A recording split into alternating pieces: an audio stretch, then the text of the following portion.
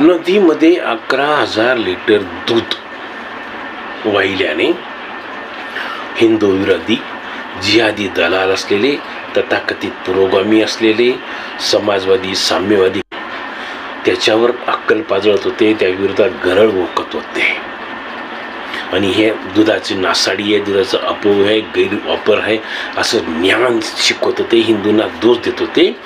पण जोसेफ विजय जो तामिळनाडूचा मुख्यमंत्री होऊ शकतो, त्याच्या राज्याभिषेक होण्याआधीच त्याच्या फोटोंना तामिळनाडूच्या लोकांनी 2 लाख लिटर दुधाने अभिषेक केला. आता हेच जेव्हा ते 11,000 लिटरवर जे गरळ बसतील, त्याच्याबद्दल एक शब्द सुद्धा बोलणार नाही, ब्र काढणार नाही, त्या विजयला दोष देणार नाही.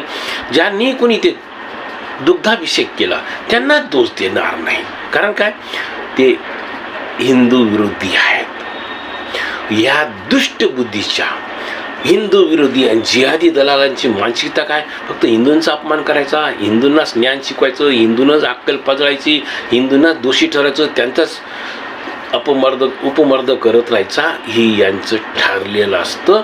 म्हणून त्यांनी ते हिंदूंवर तेव्हा गरळ ओकली. 11,000 लिटरवर तुम्ही गरळ ओकत होते, पण आता तर 2 लाख लिटरवर दूध उधळण्यात आलेलं आहे. त्याच्याविरुद्ध तुम्ही गरळ ओकत नाही, त्याच्याविरुद्ध तुम्ही ब्र काढत नाही. ही यांची अशी दुष्ट दुप्पट्टी भूमिका असते, ही आपण समजून घेतलेले आहेत पाहिजे. हे आपले हिंदू विरोधक आहेत, हे जिहादी दलाल आहेत, हे मानवतेचे शत्रू आहेत आणि हे समजून घ्या.